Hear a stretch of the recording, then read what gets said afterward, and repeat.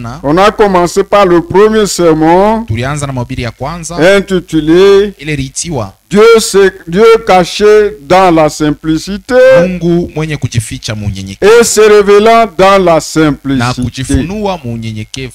C'est pourquoi, Ni kwa maana comme nous avons trouvé grâce, sasa vile tulipata kwa neema, nous devons être reconnaissants au Seigneur. tunapasha kumshukuru Nous devons Bwana, le louer. tunapasha kumsifu. Oui. La louange est au Fils des hommes.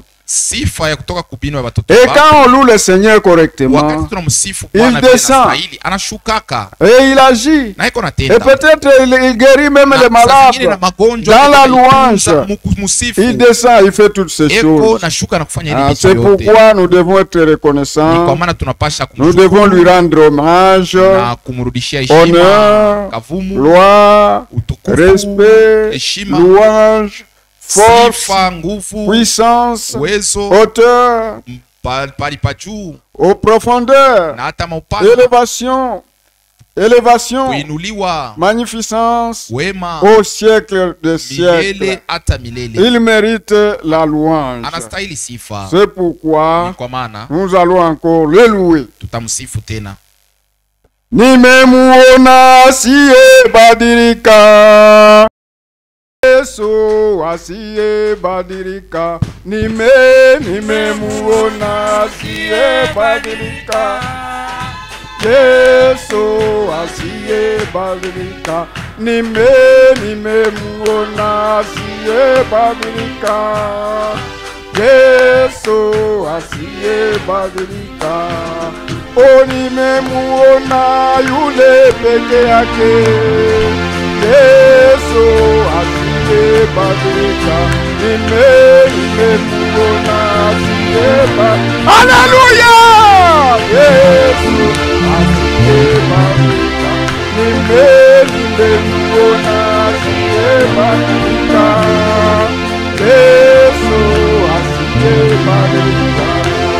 Oh, nimemuona yule wa ajabu, oh, Yesu asiyebadilika. Nimemuona asiyebadilika, Yesu asiyebadilika.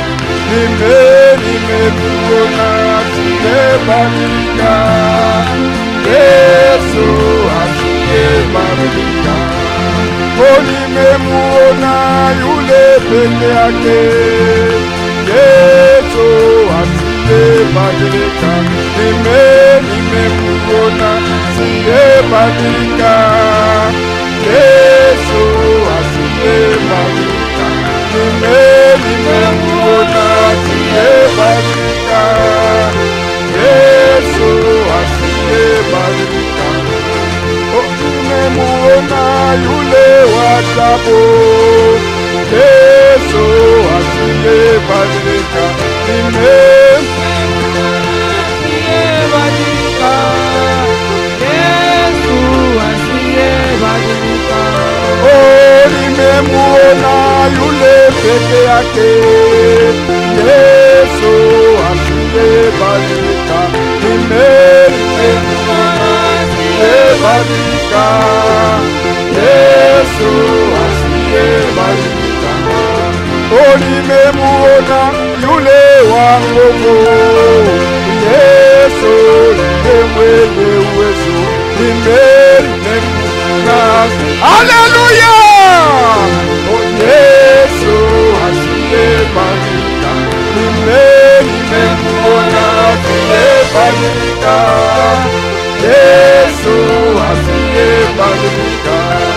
Oh, nimemuona yule wa ajabu, oh, Yesu asiyebadilika. Nimemuona asiyebadilika, Yesu asiyebadilika. Nimemuona asiyebadilika, Yesu asiyebadilika. Oh, nimemuona yule wa upendo, oh, Yesu asiyebadilika. Nimemuona asiyebadilika, Yesu asiyebadilika. Asiye badilika ni Yesu peke yake. Asiye badilika ni Yesu peke yake. Haleluya! Ni Yesu peke yake. Asiye badilika ni Yesu peke yake. Asiye badilika ni Yesu peke yake. Asiye badilika ni Yesu peke yake.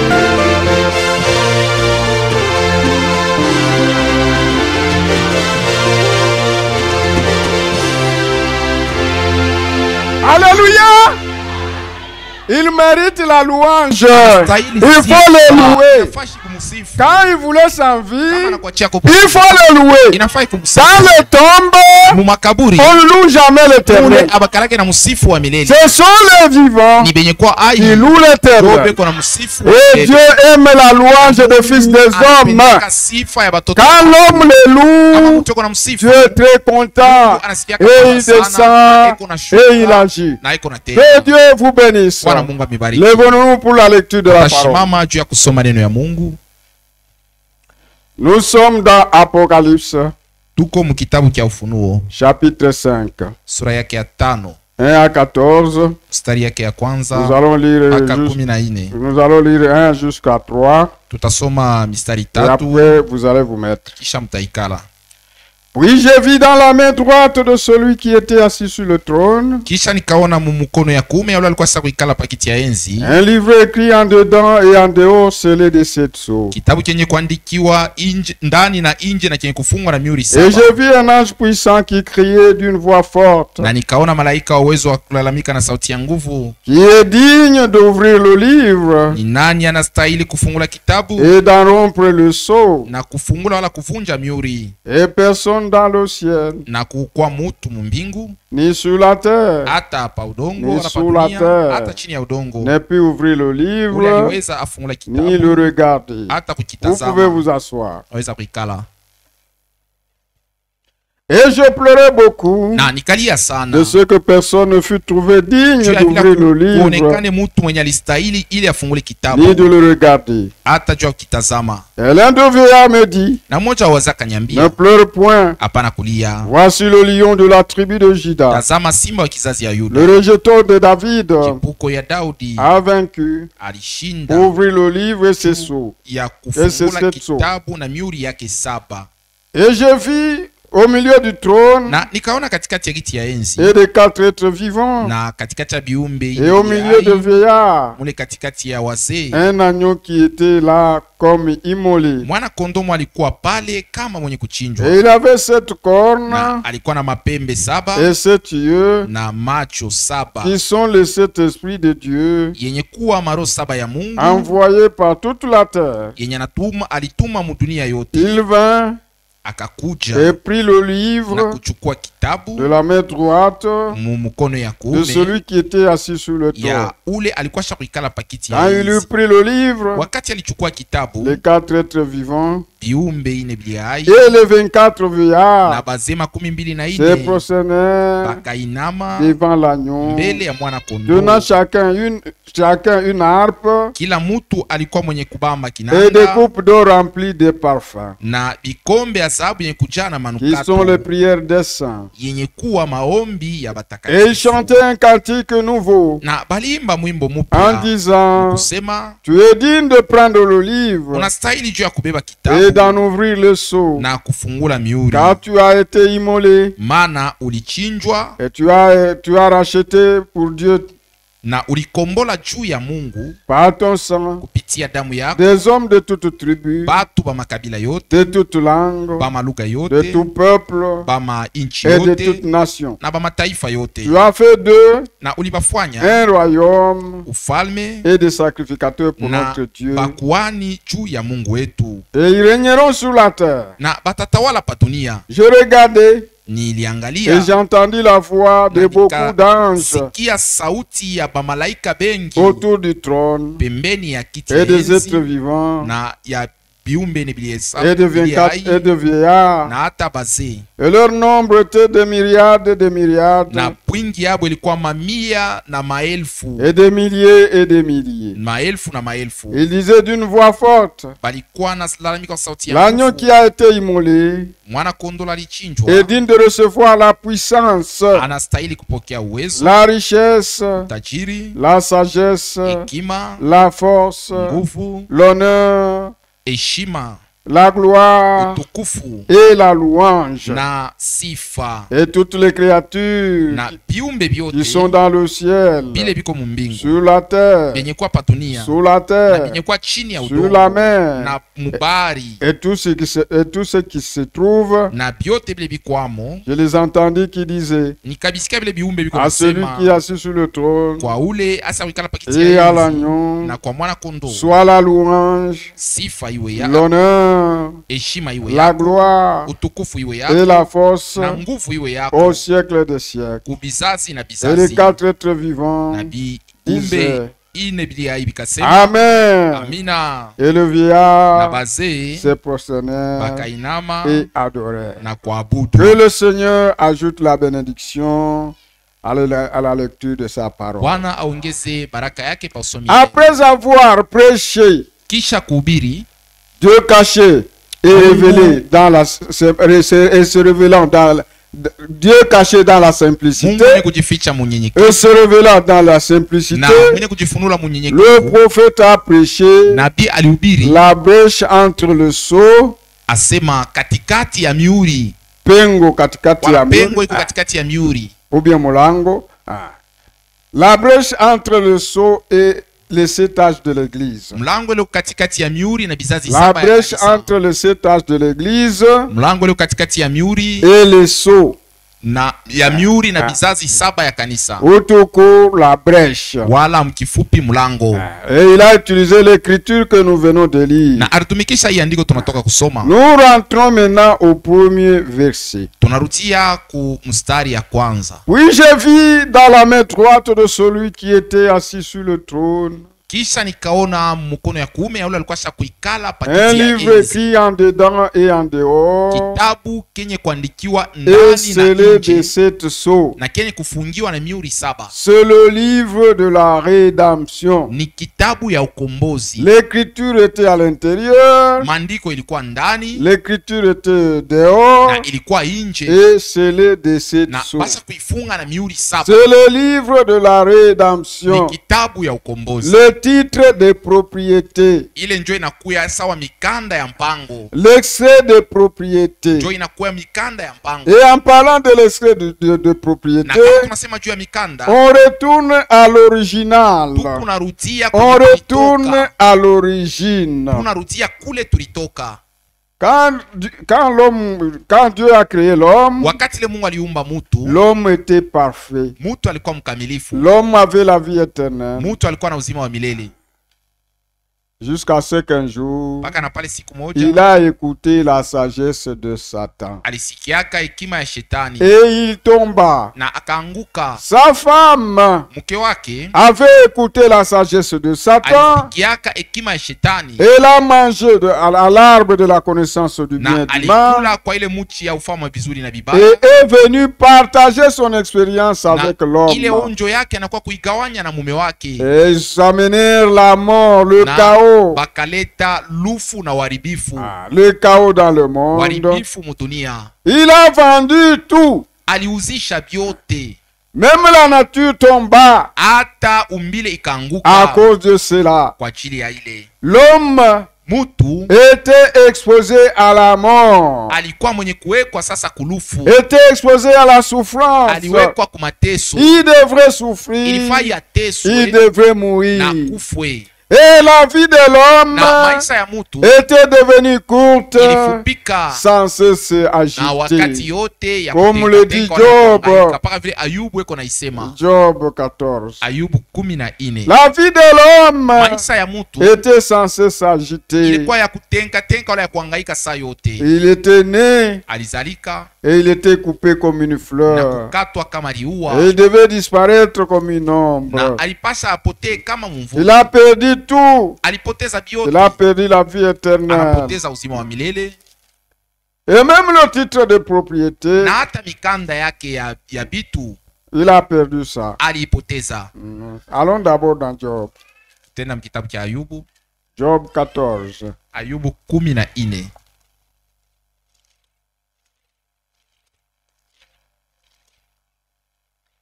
Nous allons lire le verset 1 et 2. Mstari ya kwanza na pili. L'homme né de la femme, mutu mwenye alizalika kwa sa vie est courte, maisha yake iko mfupi, est censé s'agiter. Na wakati yote ya kuhangaika. Il naît eko nazalika, et il est coupé comme une fleur. Eko nakatiwa kama ua. Et il fuit na anakimbia et disparaît comme une ombre.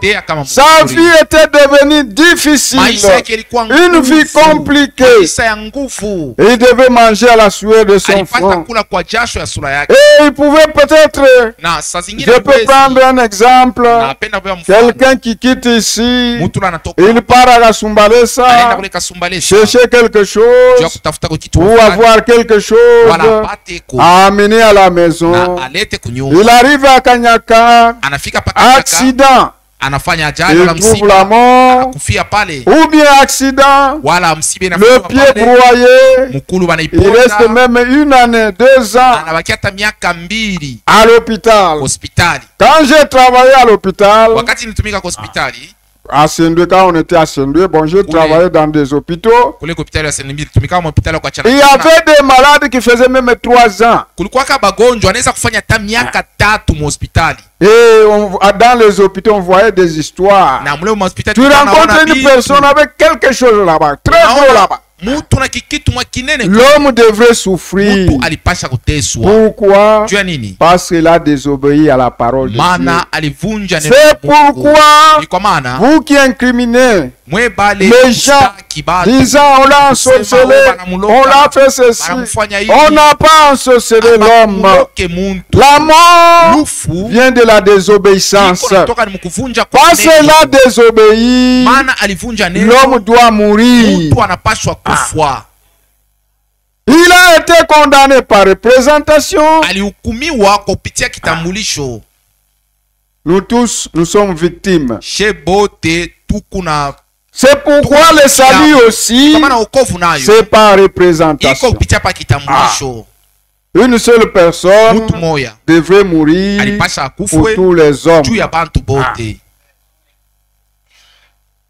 Et l'homme, sa vie était courte, vraiment difficile. Il était esclave du péché. Et il buvait du péché. Il était né dans le péché. Même un bébé, tu peux avoir un bébé en train de l'allaiter. Un temps il se fâche. Et il était mort à la mamelle. Qui lui a appris de se fâcher? Nous naissons avec ça dans nos corps. C'est pourquoi il fallait que Christ meure pour nous libérer de toutes choses, de toutes ces choses-là. Alors la vie de l'homme était censée s'agiter. Il a perdu la vie éternelle. Quand il a péché, Dieu lui a dit, les jours où tu mangeras à cet arbre-là, tu mourras certainement. Et il a mangé, et nous mourrons aujourd'hui. Nous peinons. Même les hôpitaux, c'est seulement essayer de pallier. L'homme était vendu au péché. Et il devrait mourir. Même en Europe, même en Amérique, il y a des tombes. Personne n'est exempté. Alors il a perdu tout. Même le titre de propriété, il a perdu. L'extrait de propriété. Maintenant, comme l'extrait de propriété ne devrait pas rester dans les mains sales de Satan, Dieu qui est le propriétaire original, il a récupéré ce livre-là. Il a récupéré. Il a récupéré. Puis ça ne devrait pas rester dans les mains de Satan. Maana haikufai ibakie Lui-même mkono est wa le shetani. propriétaire Ye original. mwenye Il a récupéré le livre. alibeba ile kitabu. Et maintenant, Sasa Satan pouvait seulement régner sans livre. shetani aliweza tu kutawala C'est bila pourquoi kitabu. ici, Ni kwa maana hapa en Apocalypse mu Ufunuo 5, sura ya nous 5 le voyons, tuko namuona, nous voyons ce livre hatuko naona ile kitabu dans les mains, dans la main mu mkono du ya propriétaire mwenye nayo, original. mwenye nayo wa C'est-à-dire kumwanzo, kusema Dieu lui-même. mikono ya Mungu ye mwenyewe. Ici en Apocalypse 5, Mu Ufunuo sura ya ce 5 livre hii kitabu est dans le propriétaire original, iko mu mikono ya mwenye nake mwenyewe wa Dieu kumwanzo, lui-même. Mungu mwenyewe. Et si on dit la main droite, Na kama tunasema mkono ya la main kuume, mkono ya droite, kuume c'est la majesté divine. ni uwezo wa Mungu, C'est la majesté ni divine. uwezo wa Mungu. Alors, Na sasa ce livre est dans la main droite ile kitabu iko mu mkono ya du kuume propriétaire ya mwenye nayo, original. mwenye nayo kweli. Maintenant, on cherchait Sasa balikuwa natafuta qui est digne nani anastahili d'ouvrir le juu ya livre kufungula et kitabu d'en rompre le sceau. na kufungula miuli. Continuons d'abord ce livre-là. Tuendelee mbele na ile kitabu. Ce livre n'avait pas la forme pareille. Ile kitabu haikuwa Anciennement, na le ile livre mfano. n'avait pas de forme pareille. Mu ile wakati vitabu haikuwa ya Les hivi mfano devants et hapana. les derrière, comme ça, non. Ya kumwanzo, C'était en hapana. forme de rouleau. Ilikuwa sawa vile papier ya kunyonga. C'était en forme de rouleau. Sa vile Donc, papier on basha pouvait, kunyonga. je peux illustrer ici. Mimi naweza kuionekanisha hapa. Voilà, c'est ça le livre. Ilikuwa hii namuna ile On le kitabu. roulait. Et Banainyonga. puis ici, il y a un ruban. Na kisha hapa katikati peko Ça, c'est ça nkamba. le seau. Ile On nkamba ndio ferme. muri banafunga nayo. Bandelette. Banafunga nayo. Le pa. livre est fermé comme ça. Kitabu banakifunga vile. En rouleau. Mu kufanya ile rulo. C'était en rouleau. On Ilikuwa- peut lire d'abord Esdras Tunaweza kusoma pour voir kitabu que cha le livre Ezra était en rouleau. juu ya kuona kusema kitabu ilikuwa ya murulo wala kia Ezra. kunyonga.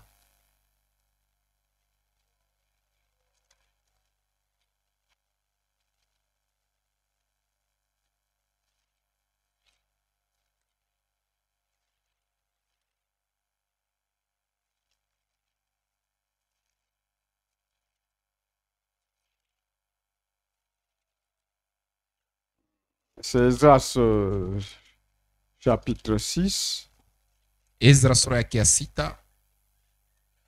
le verset 2. mstari yake ya pili. Et l'on trouva à Akmeta, Na bakapata kule Akmeta, capitale de la province de Médie, ilikuwa kapitali ya ile jimbo ya Medi. un rouleau sur lequel était écrit Rulo mwa ile balikuwa basha kuandika hapo le mémoire suivant.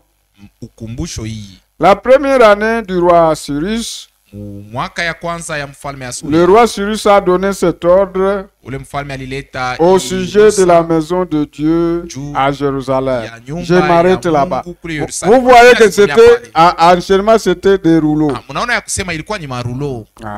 Gongo la kitabu. Gongo la kitabu. C'était des rouleaux. Allons d'abord en psaume 40. Tutenda mu Zaburi makumi Psaume nne. 40.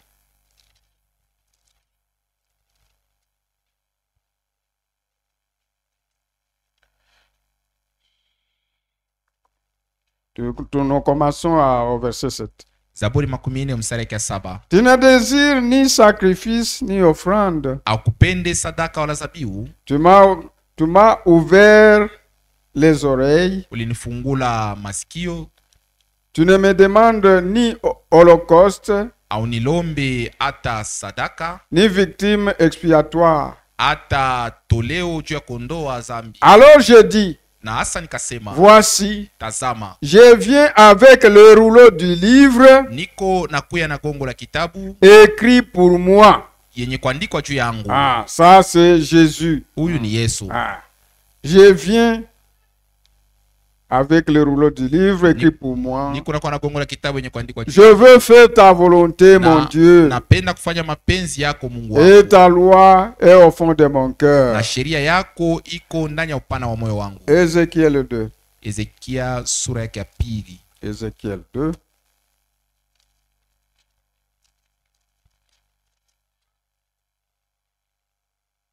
Nous sommes au verset 9 et 10. J'ai regardé et voici une main était étendue vers moi. Et elle tenait un livre en rouleau. Gongo la kitabu, hein? Et il le déploya. Ah, donc c'est comme ça. Alors il a ouvert. Il a ouvert comme ça. Et il le déploya devant moi. Et il était écrit en dedans et en dehors de lamentation, des plaintes et des gémissements. Il était écrit. Vous voyez, ce livre ici que Ézéchiel avait vu, avait une écriture à l'intérieur et à l'extérieur. De même ici, le livre ici, il est scellé à l'intérieur et il a des écrits à l'intérieur et en dehors, scellé de 7 sceaux. Le temps que le livre était avec cette forme. Et comme on dit 7 sceaux, c'est qu'à l'intérieur il y a 7 livres de pareil.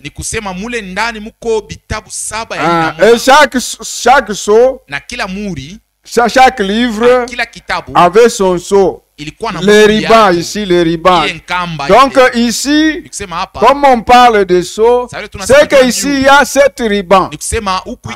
On dit 7 sceaux, donc à l'extérieur il y a 7 ribans. C'est pourquoi on dit l'écriture était à l'intérieur et à l'extérieur scellé de 7 sceaux, fermé de 7 ribans. On peut voir ici. Ici nous avons le premier sceau. Nous avons le deuxième sceau, nous avons le troisième, le quatrième, le cinquième, le sixième et le septième. Donc il y a 7 livres. Et quand on parle de sceaux, ça veut dire l'œuvre est achevée. Quand on parle de sceaux, ça veut dire l'œuvre est achevée. Nous prenons par exemple à la SNCC le wagon. On le scelle. Et avant de le sceller, il faut qu'il soit bien rempli. Sinon, on ne le scelle pas. Ça doit être rempli, on vérifie, c'est bien rempli. Alors, on scelle et on met la destination. Par exemple, on dit destination Kalemi. Et ça part. Supposons, au lieu d'aller à Kalemi, ça part à Kananga.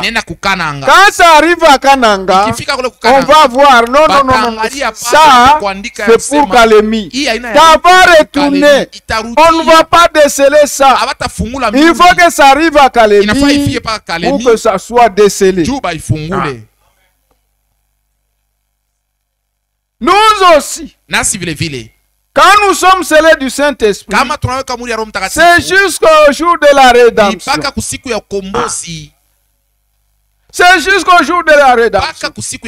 Et Dieu veut, il faut que tu sois plein de la parole. Quand la parole est pleine en toi, alors Dieu scelle. Il te scelle avec le Saint-Esprit. C'est jusqu'au jour de la rédemption de nos corps.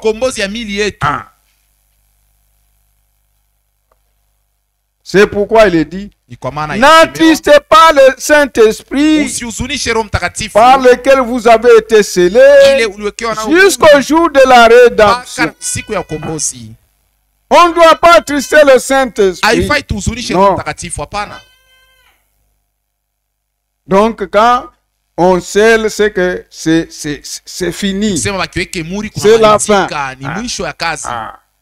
Alors, ici, au chapitre 5, au chapitre 5 d'Apocalypse, le livre est fermé. Et il est scellé de 7 sceaux. Il est fermé. Quand nous arrivons au chapitre 6, on l'ouvre. Au chapitre 10, le Rédempteur, l'ange puissant, l'ange de l'Alliance, il le tient ouvert. Donc ici, au chapitre 5, il est fermé. Au chapitre 6, on l'ouvre. C'est le livre de la rédemption. Le livre de la rédemption. Et il se trouvait dans la main du propriétaire original. Mais personne n'était trouvé digne. On a cherché qui pouvait être digne pour ouvrir le sceau. Pour ouvrir le livre, c'est 7 sceaux. Personne. Dans le ciel, sur la terre, sous la terre. Personne. Et Jean pleurait beaucoup. Quand il pleurait, il disait c'est fini. Il était découragé. Il a dit c'est fini. L'humanité tout entière est perdue. Alors il a pleuré. Il a pleuré. Mais il a entendu seulement un de vieillards lui dit ne pleure point. Voici les lions de la tribu de Juda, les rejetons de David. Il a vaincu. Il a vaincu. Nous lisons d'abord. Et je pleurais beaucoup de ce que personne ne fut trouvé digne d'ouvrir le livre ni de le regarder. Et l'un des vieillards me dit, ne pleure point. Voici le lion de la tribu de Juda, le rejeton de David, a vaincu pour ouvrir le livre et c'est 7 sceaux. Alors là, il était dans la joie. Il était dans le jubilé. Il était dans la joie. Il a vu qu'il y a de l'espoir. Il y a quelqu'un. Alors, quand Dieu a vu, ils ont cherché un peu le parent rédempteur. Quand Dieu a vu qu'il n'y avait personne, Dieu lui-même s'est décidé de devenir un homme pour mourir pour l'homme, pour venir acheter l'homme. Et l'un des vieillards me dit, ne pleure point. Voici le lion de la tribu de Juda, le rejeton de David, a vaincu pour ouvrir le livre et c'est 7 sceaux. Et j'ai vu au milieu du trône et les 4 êtres vivants et au milieu de vieillards un agneau qui était là comme immolé. Un agneau qui était là comme immolé. Il n'a pas vu le lion, mais il a vu l'agneau. L'agneau qui a été immolé. Et l'agneau qui a été immolé dès avant la fondation du monde. Il venait de l'éternité pour venir prendre le livre et à rompre le sceau. L'agneau était là. Jésus est venu d'abord mourir pour les hommes, racheter l'homme. Par après, il reviendra comme un lion pour réclamer les siens. C'est pourquoi ici on le voit comme agneau. C'était dans l'œuvre de la rédemption. Quand la rédemption va terminer, il va rentrer, il va quitter le trône et là il deviendra lion. C'est pourquoi pendant que la grâce est là, Veuillez croire. Mupate Il kuamini. y aura un temps Kutakuwa wakati où ça sera difficile. kule bitakuwa kigumu. Pendant que la grâce est là. Hapa neema ingali. Alors quand l'agneau est venu, Wakati mwana-kondoo alikuwa, il a pris le livre. alichukua kitabu. C'est un agneau qui a été immolé. Ni mwana-kondoo. Et il y avait seulement un seul trône. Na kulikuwa tu ni kiti moja ya enzi. Quand il a pris le livre, Wala alichukua kitabu. vous avez le trône a changé. Na enzi Et c'était ilibadilika. devenu le trône de grâce. Inakuwa enzi ya neema. Quand il quittera le trône, Bala atatoka pakiti ya enzi. il y aura un jugement. Kutakuwa kisama. Il deviendra lion. Atakuwa simba. Et il ne deviendra pas lion ici. Aina hapa atakuwa simba. Ici, Hapa nous avons d'abord tuko mbele la grâce pour les nations. na neema juu ya mataifa. Et la grâce pour les nations, Neema juu ya mataifa dans à la fin. iko nenda ni C'est kumwisho. pourquoi Ndio maana cherchez l'Éternel tafuteni wa milele pendant qu'il se trouve. hapa ingali inaonekana. Cette grâce, Hii neema bientôt elle va terminer. bado hapa Et elle va rentrer chez Israël. na itarudia kwa Israeli. C'est là que la grâce va se terminer chez Israël. Neema itaenda kumalizika. Quand la grâce va se terminer Pale là-bas, neema itamalizikia c'est là que kule l'agneau que vous voyez ici Oui, voilà. deviendra lion. kondoo mko naona hapa atageuka simba. Il deviendra lion. Atageuka simba. Nous lisons. Tasoma.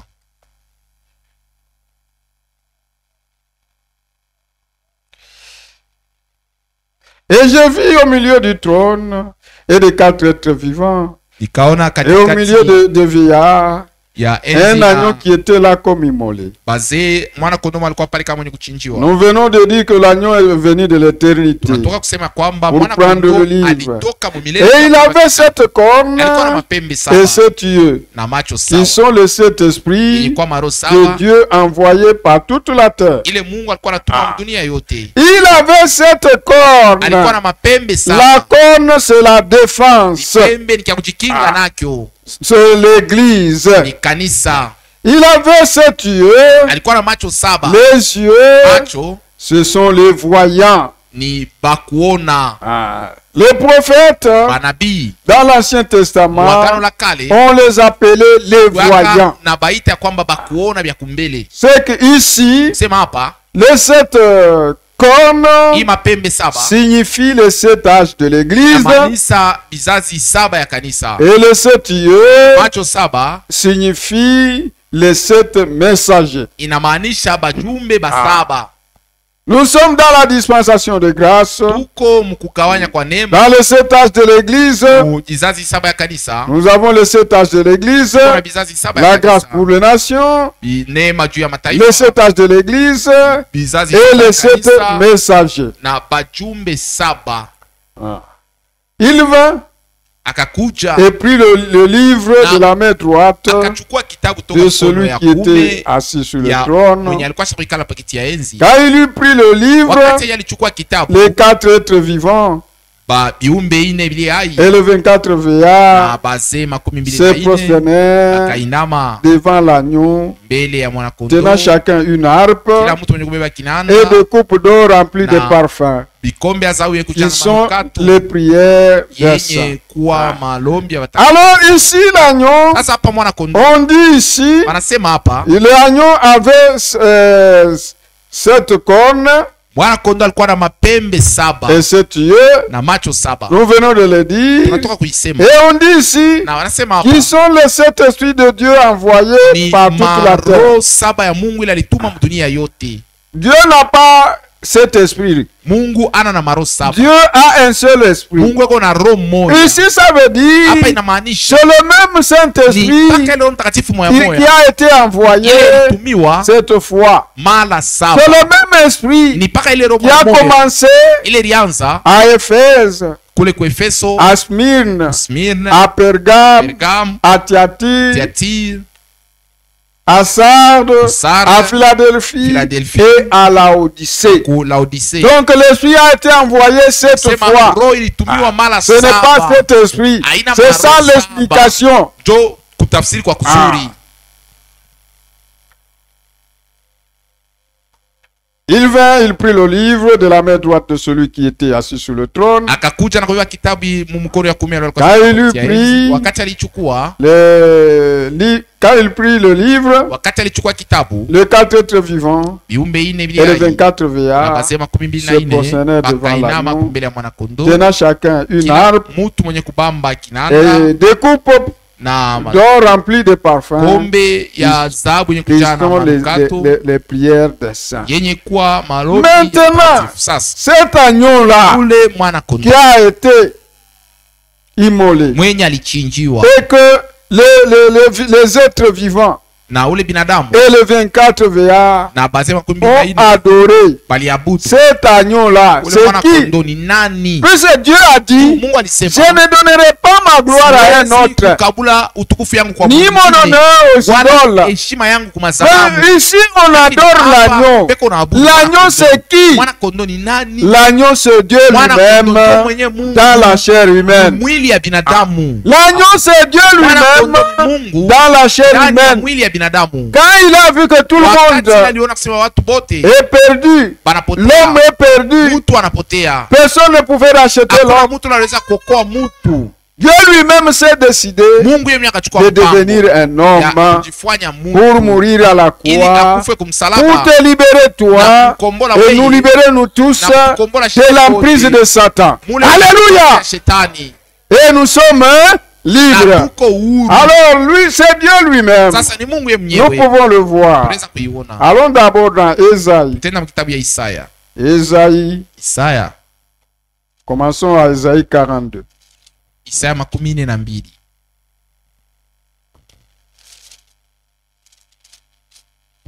Le verset 8.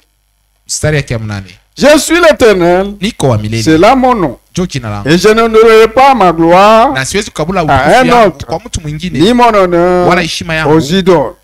Voyez, lui ne partage pas, il est seul. Donc vous voyez ici l'agneau qui a été immolé et que le vieillard et les 4 êtres vivants ont adoré, n'est rien d'autre que Dieu lui-même dans la chair humaine. Nous allons à Ésaïe 43. Le verset 10. Vous êtes mes témoins, dit l'Éternel, vous et mon serviteur que j'ai choisi, afin que vous le sachiez, que vous me croyez et que vous connaissiez que c'est moi.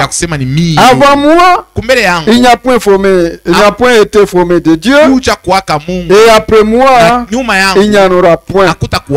C'est moi, moi qui suis l'Éternel, et hors moi, il n'y a point de sauveur. Le sauveur, c'est Dieu lui-même. Celui qui est mort à Golgotha, c'est Dieu lui-même dans la chair humaine.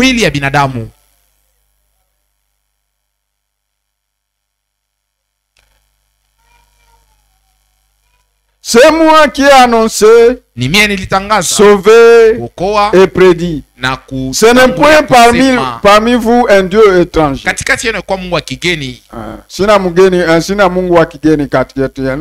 Vous êtes mes témoins, dit l'Éternel. C'est moi qui suis Dieu. Je le suis dès le commencement. Et nul ne délivre de ma main. Et Darby dit, et aussi longtemps qu'il y a un jour, je suis le même. 44.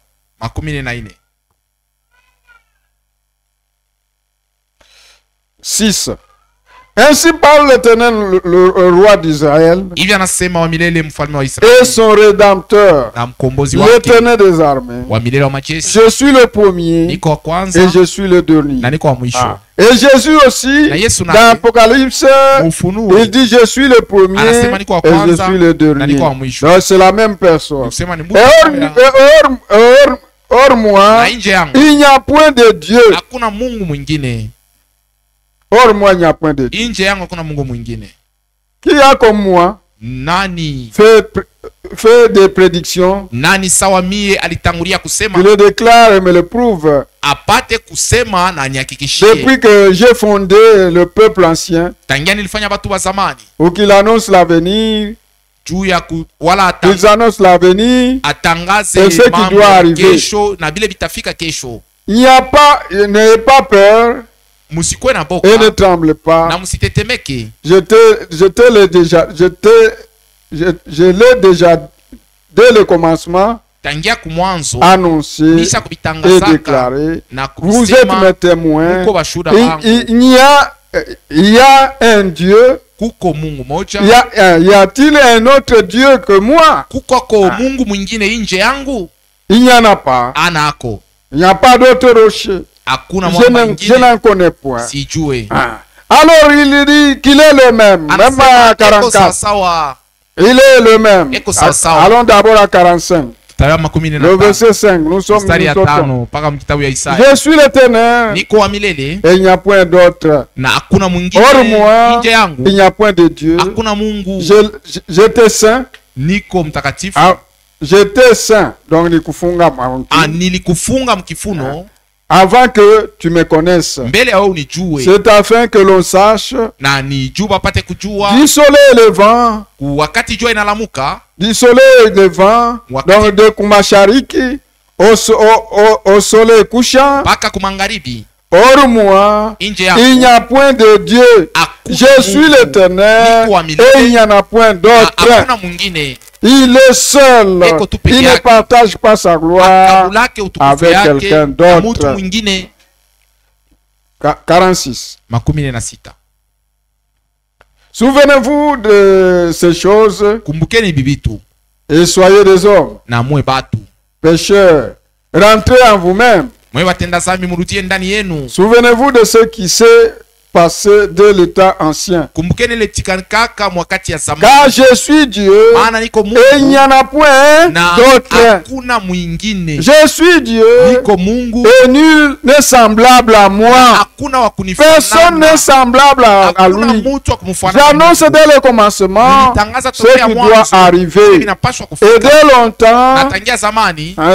longtemps d'avance, ce qui n'est pas encore accompli. J'ai dit mes arrêts subsisteront.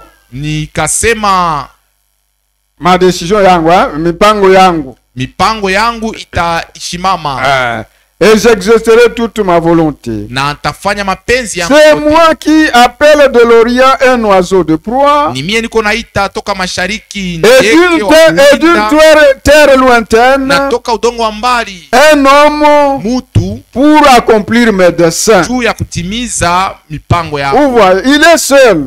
Quand nous arrivons maintenant à Ésaïe 7, 14, il dit, il dit, voici le Seigneur lui-même vous donnera un signe. Voici la Vierge concevra et elle enfantera un fils et on lui donnera le nom d'Emmanuel. Emmanuel qui veut dire Dieu avec nous. Dieu avec son peuple. Donc Jésus, c'est lui Emmanuel.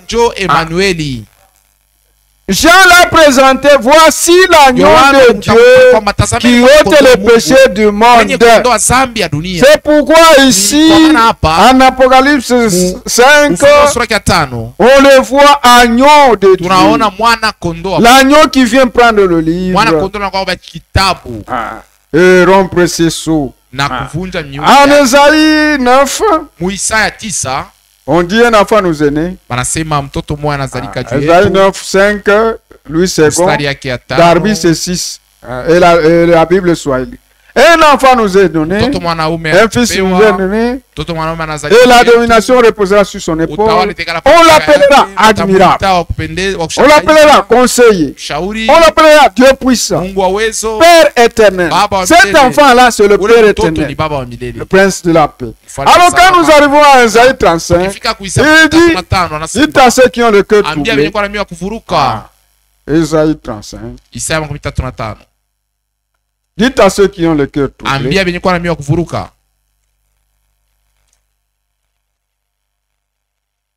35. 35, on va s'arrêter là-bas. Ésaïe 35. Le verset 4. Dites à ceux qui ont le cœur troublé, prenez courage, ne craignez point.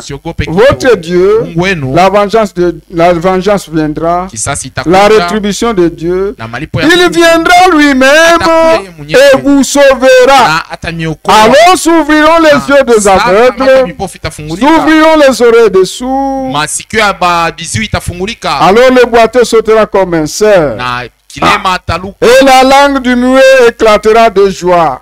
Vous voyez, il a dit que Dieu lui-même viendra nous sauver. Le sauveur n'est rien d'autre que Dieu lui-même. Et quand il est venu, les aveugles ont vu, les boiteux ont marché.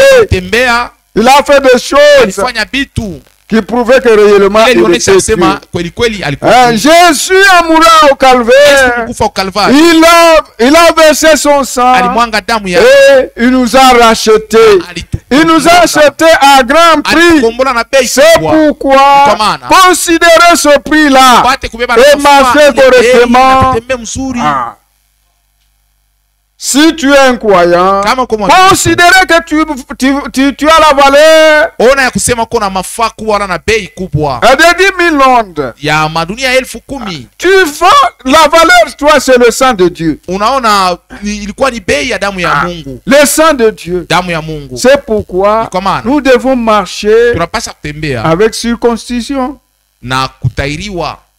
Circonscription. Donc, avec la crainte et tremblement. Et respecter ce loi. Et l'honorer. Oui, c'est quand un père est décédé pour son enfant. L'enfant, il va considérer mon père est mort à cause de ma mauvaise conduite. Et il ne fera plus. Et ici, Jésus est mort pour toi. Il nous a libérés du péché. Nous sommes libres et c'est le jubilé. Soyez libres du péché. Quand vous estimez libre du péché, même les démons vont fuir parce que vous êtes libre. Aucun démon ne peut vous dompter. Dieu vous a donné la victoire sur toute la puissance de l'ennemi. Que Dieu vous bénisse. Nous devons les louer et être reconnaissants. Et marcher correctement. Que Dieu vous bénisse. Nous allons continuer demain. Dieu voulant.